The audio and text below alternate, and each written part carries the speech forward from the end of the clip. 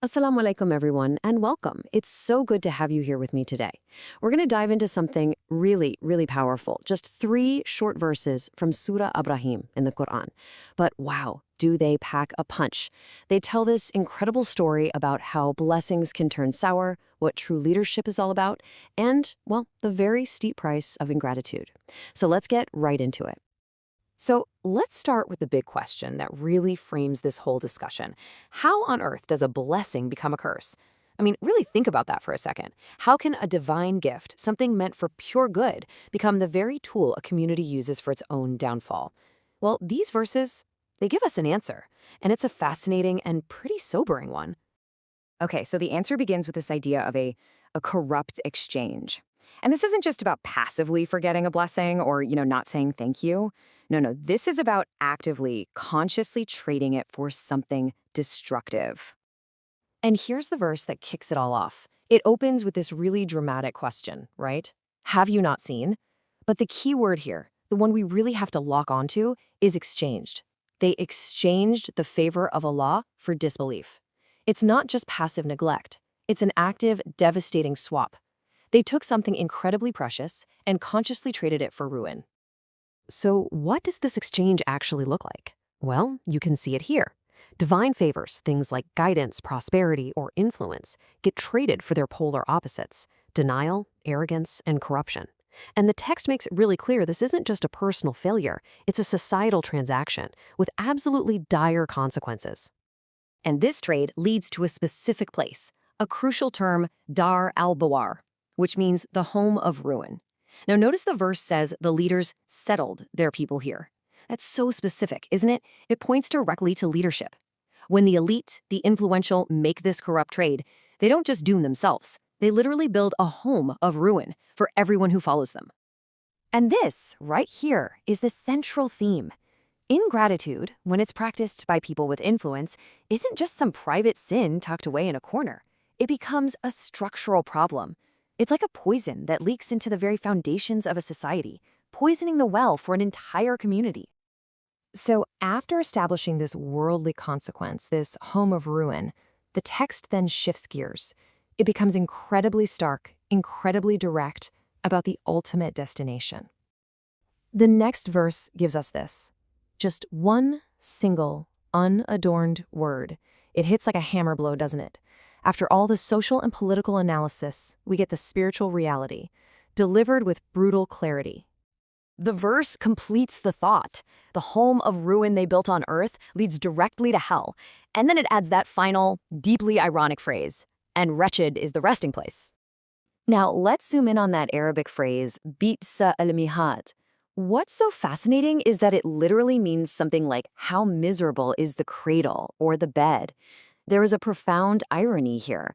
The very place that was supposed to be a home, a place of rest and comfort, is revealed to be a place of pure torment. I mean, this is such a powerful rhetorical move. The verse takes the image of worldly comfort, the bed they made for themselves through their corruption, and just completely flips it on its head. It reveals it as the very source of their eternal loss. It's a literary technique that's designed to make this warning absolutely unforgettable. So, we've seen the sin, and we've seen the consequence. But why do people do this? Why make this terrible trade? Well, the next verse diagnoses the root cause. It shows us the very engine of this deception. And here we have it. This is the core of the problem. They set up rivals to God. But critically, the verse tells us the reason why they do it: to mislead people from His way. The Quran is condemning this as deliberate misguidance. This is not just a simple mistake. The key term here is anad, which means equals or associates. And this is so important. It's not just talking about stone idols. An anad can be any false authority, any man-made ideology, or any worldly goal that gets elevated to the level of the divine and is then used to control and mislead people. So you can see the whole process here, like a 4-step playbook for destruction. First, you create the rivals, these false authorities or ideologies. Second, you use them to deliberately mislead the people. Third, you get to enjoy the worldly gains, right? The power, the pleasure. But there's always a final step, and it's always the same. You have to face the consequence. You arrive at the final destination, the fire. And the verse concludes with one last command, and it's one of the most powerful rhetorical turns in this whole passage. It sounds like it's giving permission, but it's anything but. Just imagine hearing this. Say, enjoy yourselves. It is just dripping with prophetic irony. It's not permission, it's a pronouncement of doom. It's basically saying, go ahead, relish your temporary gains. I know exactly where this path ends. It's a scathing inversion, a complete flip. The verse creates a direct causal link between their temporary enjoyment and their permanent destination.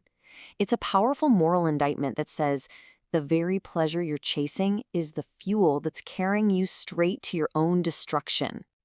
So, let's just bring it all together. This table lays out the argument perfectly. You have the sins on the left, exchanging blessings, creating false gods.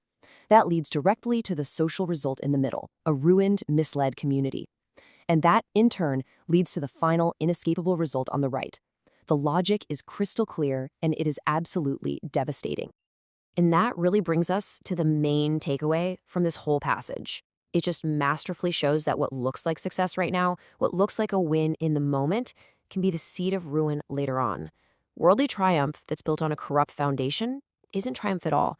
It's just a future catastrophe waiting to happen. And so we're left with this final, challenging question. The warning in these verses is timeless. It forces us to look around at our own world, at our own societies, and ask what systems, ideologies, or pursuits look like success on the surface, but are actually building a home of ruin for the future. A powerful thought to reflect on.